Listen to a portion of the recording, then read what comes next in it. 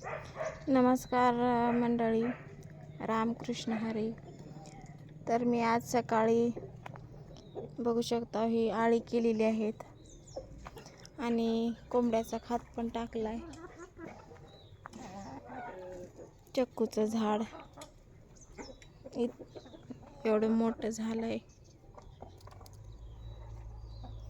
बघू शकता. आळी केलीत मी आणि कोंबड्याने उकरलंय. कोंबड्याचा खात टाकलाय आणि इथं नारळाचं झाड आणि जांभळीचं झाड आहे. जांभळीच्या मुळ्या दिसत होत्या आणि नारळाच्या पण मुळ्या दिसत होत्या म्हणून खात टाकला. इथं एवढं मोठं आळं केलंय, एवढं मोठं केलंय झाड नारळाचं. कढीपत्त्याच्या झाडाला पण आळं केलंय, पण ह्याला खात नाही टाकला. 1 वर्ष झालंय म्हणून झालं नाही म्हणून कोणताही खात टाकणार नाही मी अजून ती मोठं होऊस तर झाड. त्या दिवशी कापलेलं याला पण आळं केलंय. आता हिवाळ्या दिवसाचे खूप फुटतात झाडं, एवढी एवढी मोठी झाली ती.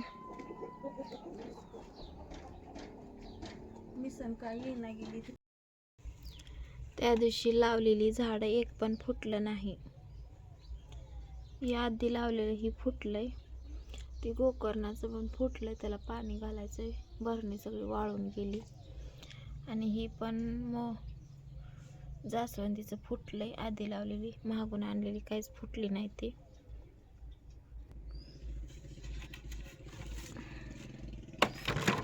ह्याच्यात एक आहे जास्वंद, ही पिवळी जास्वंद आहे, छानपैकी फुटली. झाडाला खात टाकलाय. पाणी चालू करू आता आपण, पाणी देऊ झाडाला.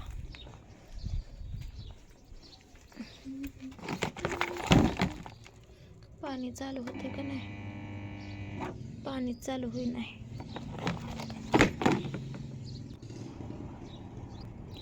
पावर कमी असली की बोर चालू होत नाही, त्याच्यामुळे संध्याकाळी देईन पाणी. आता काय देत नाही. चक्कू बघा किती छान लागले, तर एवढं मोठं झालं चक्कू. येते तर ह्या वर्षी उन्हाळ्यात खायला. आणि तुळशीचं झाड बघा किती छान आहे. बघा तुळशीचं झाड किती छान फुटलंय, किती छान डेरा झाला ह्याचा.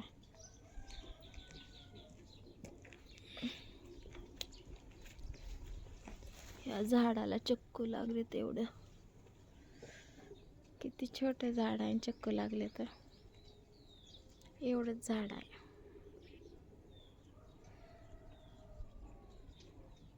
आणि ह्या झाडाला बारका येतं.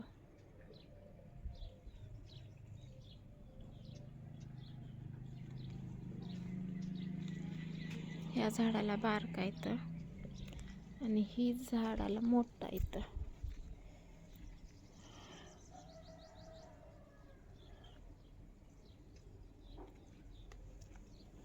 त्या पण झाडाला मोठा येतं.